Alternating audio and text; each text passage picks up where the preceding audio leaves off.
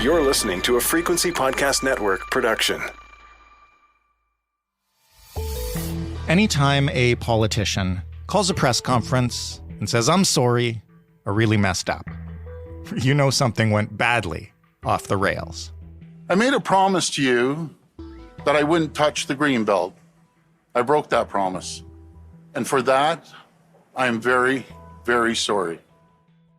In today's hyper-partisan climate, it is rare to hear a politician accept criticism and back down, as Ontario Premier Doug Ford did last week on his plan to develop Ontario's Greenbelt. It was a mistake to open the Greenbelt to establish a process that moved too fast. Before you give Ford too much credit for this move, however, it is worth considering what had to happen for it to be made.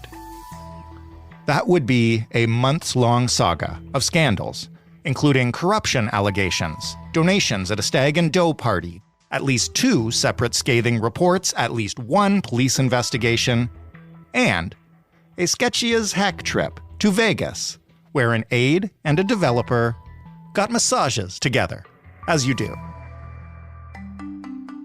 That's just what I could quickly fit into this intro. There is a lot more, a lot of things we still don't know. But the Greenbelt will now, Ford says, be protected. The legislation will soon reveal exactly how, and it'll also reveal just how much of a mess is left behind in the wake of the reversal. Will developers who purchased land planning to develop it now sue the government? Does Ford's reversal mean that the RCMP will suddenly stop looking into this whole affair? Will it reverse the party's plunging fortunes in the polls?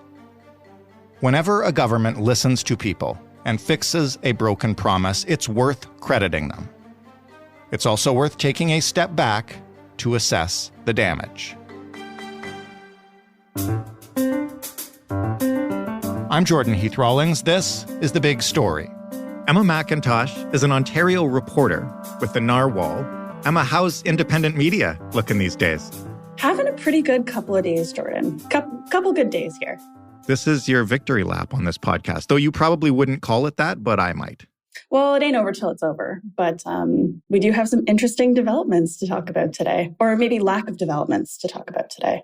Well, this is kind of the culmination, I will say, which is why I mostly facetiously called it a victory lap. Well, it was definitely a lot of news outlets really adding on pieces and bits of things in this Greenbelt scandal.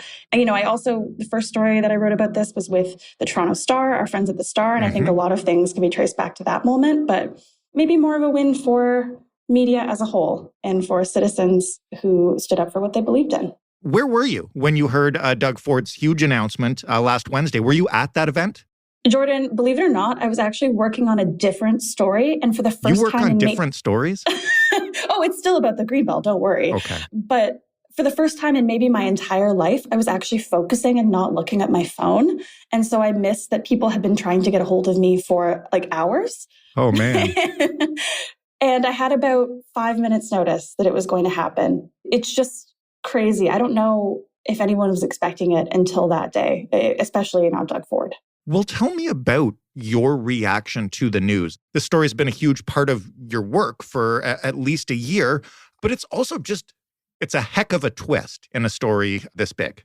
Heck of a twist is such a good phrase. Yeah. At first, I was just kind of speechless. Like, I think I had to pick my jaw up off the ground first before I could even think about what was going on. My second reaction was, oh man, this is going to be messy. And that's for a couple of reasons. So number one, the developers who have also made this a big part of their work life for almost the last year, they have been gunning it to try to get shovels in the ground on Greenbelt lands that will be now returned to the protected area. And now that's just up in smoke. If I were them, I might be thinking about legal action. So that's one thing. The other thing is, well, are we really sure this is going to happen? The government says it's going to introduce legislation to make this happen this week. But a part of me is a little skeptical. I want to see the details of that and understand how it's going to play out and when it's going to play out and, whether taxpayer dollars end up being part of the equation. Just because the government has already announced something like this before, right? A couple of weeks ago, they said they were going to do a Greenbelt review. to look at whether these lands belong in the Greenbelt or not. And then it kind of turned out that they were actually using that as a way to maybe take more land out of the Greenbelt. Mm-hmm. So, like I said earlier, it ain't over till it's over. Okay, but we played most of the statement in the intro. It is hard to imagine a politician being any more clear than Doug Ford was last week when he said, I broke my promise, I was wrong, we'll put the land back in the Greenbelt and we won't touch the Greenbelt. Where would the wiggle room be here? I don't even know, Jordan, but another video that also sounded really emphatic was the premier back in 2018 before he was elected, where he said, I hear you loud and clear, unequivocally, I won't touch the Greenbelts. A couple of years later, we were having different conversations. But it'll be really interesting to see how the government structures this. Just now, I came from question period at the legislature, where the new Minister of Municipal Affairs and Housing was telling us that he's planning to not only put the land back in the Greenbelt, but actually give it a little bit of stronger protection by making it legislation instead of a regulation, which is way deep in the weeds of nerdy stuff. But basically, they're acting like they're serious. So maybe they are.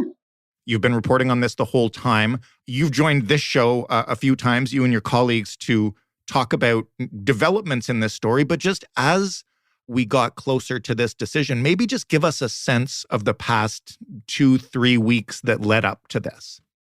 It has really been a rough end to summer for Doug Ford. It all kind of started to go wrong in mid-August when the Auditor General released a report.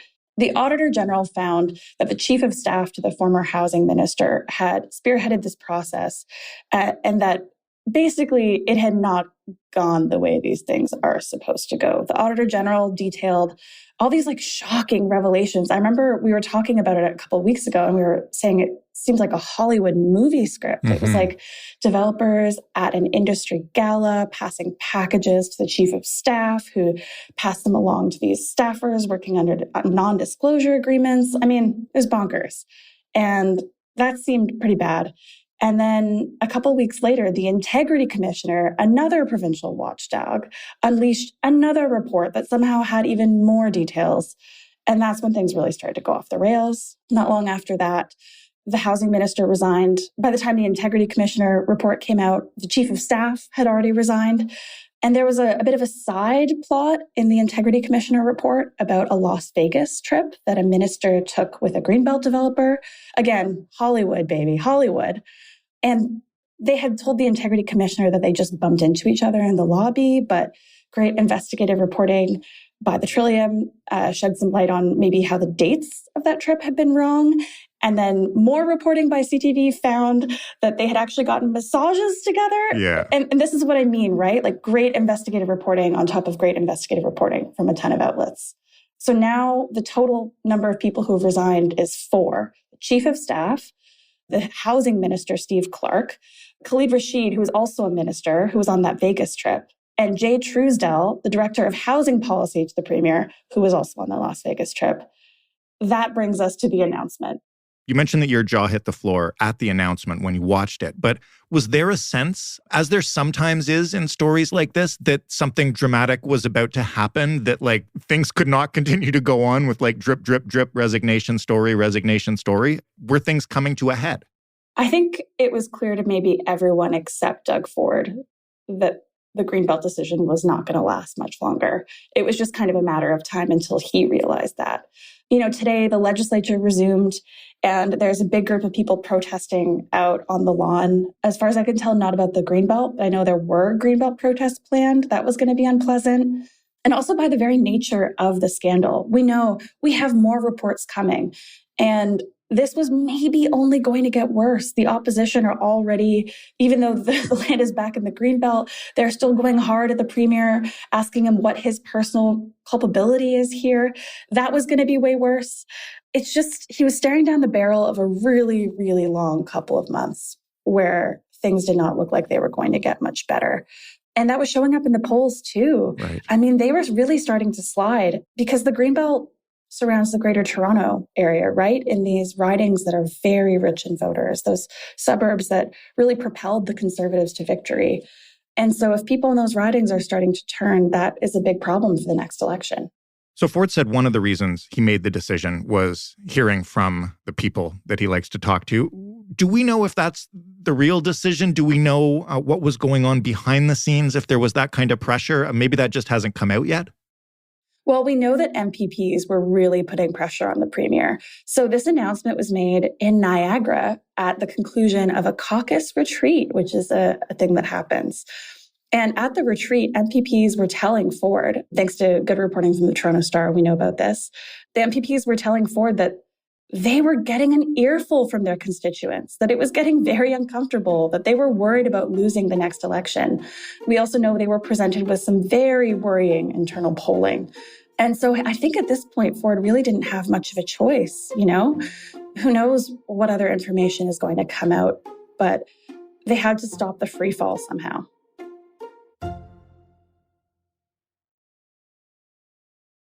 Let's talk about what happens to the land now. Like what actually physically happens to the land in the Greenbelt, or that will now be returned to the Greenbelt? What's been done on that land since anything? You mentioned developers were racing to get shovels in the ground. Like what's going on at the actual place we're discussing? So we've heard reports that developers have been out there surveying, doing that kind of work to prepare these sites for construction. But a lot of the work has really been going on behind the scenes, where developers have been negotiating with municipal councils and municipal governments to make a deal to get these things going. As far as we now know, that's all up in smoke. That land is going to go back in the Greenbelt. It isn't yet, but it should be soon. And that's kind of that. The premier promised he would never touch it again. But you really have to wonder about how the developers are going to react. I mean, earlier in the summer, I worked on a story with our friends at the Toronto Star that showed that after the Greenbelt decision, developers had spent millions of dollars scooping up more land that they thought was developable. And so that's going to be really interesting to watch, is how they react. Well, yeah, what happens to that land on paper? Like, is it just, it's filed back away in the Greenbelt, which means you can't build this stuff here, and sorry, you paid X million dollars for it, and you were speculating on the land, as they say, and you lost the speculation? Yeah, I think so. I mean, last year when this first happened, you and I think, talked about how they're basically kind of painting a green line around pieces of land, right? Like, and in the case of the Greenbelt removals, they were erasing a green line around these little areas. And now, yeah, the green line's back, development not allowed. But there are a lot of interesting questions here. I mean, so when the Greenbelt was first created, developers fought it in court like crazy, a couple of them in particular. But in the end, they lost, because this gets into like the weeds of urban planning, but the land isn't technically zoned for development yet. It's zoned as agricultural land. So there were still things in the way of them developing it. Like you said, it's speculative, right? And that's kind of the name of the game. Sometimes you win, and you win big, and sometimes you lose. So some of them might challenge the decision, and who knows what the outcome would be. Doug Ford himself has said that he thinks that developers, he can't predict the future, but he's really keen to keep working with developers. Also, thanks to the Toronto Star, we know that the Ford government privately is saying that they're not worried, that they think developers need other approvals from them before they can really move forward. So they're not likely to try to make some enemies at Queen's Park.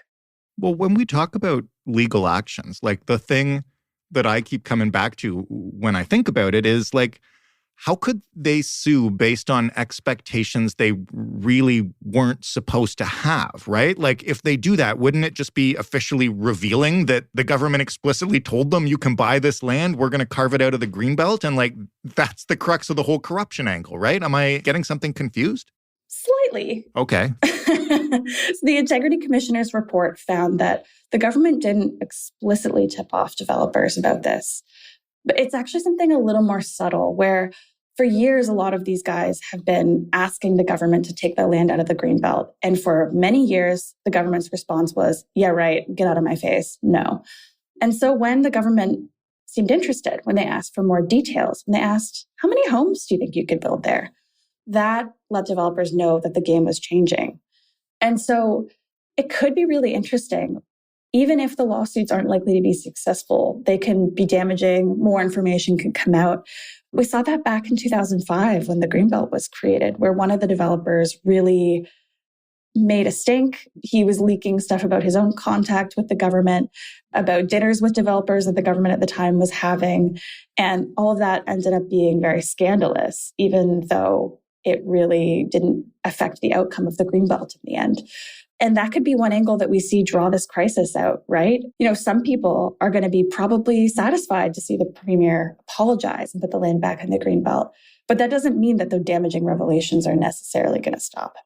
One of the last times we talked about the RCMPs, I guess maybe it is, maybe it isn't yet an investigation. Does this mean that stops? We really do not know, and I am on the edge of my seat here to find out. The RCMP, we had some questions for them related to this review, and the RCMP told us that they couldn't answer them in order to preserve the integrity of any ongoing investigation. And when we went, wait, what does that mean? What? There's an investigation? And their response was, there are no updates at this time. So that's confusing, and we don't really know what that's about. I think maybe if I'm the Ford government, I'm really looking to hear the RCMP say that they're throwing this out. If we don't hear that from the RCMP in the next couple of weeks, I would start to be very concerned if I were them.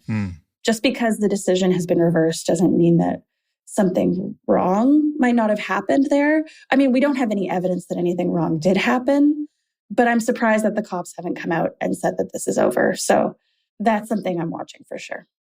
In terms, lastly, of where we go from here, do we know yet how much this scandal has hurt the government even with the reversal? Does it still carry a political penalty? This is a politician who is willing to be like, yeah, you know what? I was wrong, I'm sorry, and I'm changing my decision, which, let's be honest, doesn't happen a ton in politics these days. Absolutely. It's a rare thing and getting rarer. And I think that's one of the most interesting things about Doug Ford is that this populist streak that he has will lead him to back down when the backlash gets high enough. The problem is that almost every time this has happened, the premier waits so long and lets the public backlash get so intense that things end up being worse than they would have. And I think in this case, that's kind of what's going on. The premier accidentally opened a Pandora's box. Now we know a lot more than we did before. And what we know is that, as seen in the Integrity Commissioner and Auditor General reports, there are problems that have been uncovered here that extend far beyond the Greenbelt. We know that, some of the same developers used many of the same methods to get preferential treatment in the Hamilton urban expansion, which is an issue as well. We know that the premier has not been using his government cell phone, that there are entire months where there are no phone records for him. I forgot about that one. That's an important one. Right? And we're supposed to hear more about that from another provincial watchdog, a third one who deals with those information management issues.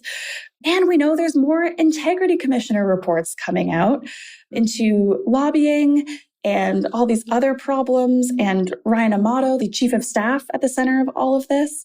And, we know that staffers have been deleting emails, which is also very worrying. They're not supposed to be doing that. And so I really think that this will continue to reverberate for a while. And we see this with older governments, right? The scandals start to accumulate. It kind of eventually starts to leave a bit of a stink around a government. We're seeing that with the federal Liberals right now. And maybe some voters, maybe a lot of voters, are willing to forgive Doug Ford and accept his apology. But how many times can you say sorry before the apologies start to mean less? That's the big question. But we're 2 years from the next election. Last question then. Leaving aside the actual legislation that we're going to get a look at this week, because I know you would pick that if you could, what's one thing you still don't know right now about this whole affair that you want to?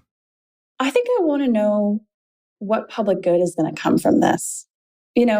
Scandals and resignations and drama, that all can be interesting to watch go down. But I think what I want to know is how is anyone going to prevent this from happening again? We've uncovered real systemic problems in our provincial ethics laws.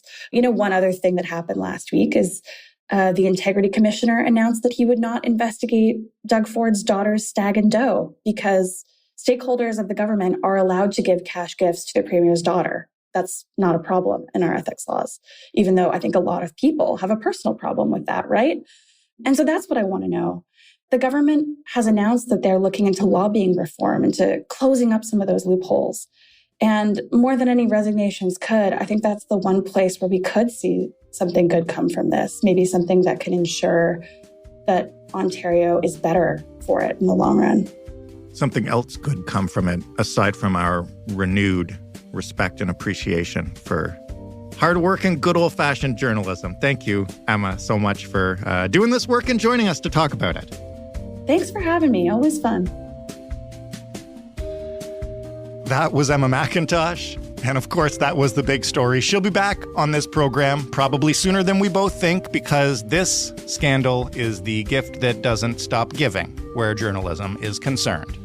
You might consider subscribing to the Narwhal, by the way. They cover much more than just Ontario. They cover news from all over Canada with a climate focus. They've won lots of awards. They don't need me to sing their praises, but I do anyway, because they share their time with us so generously.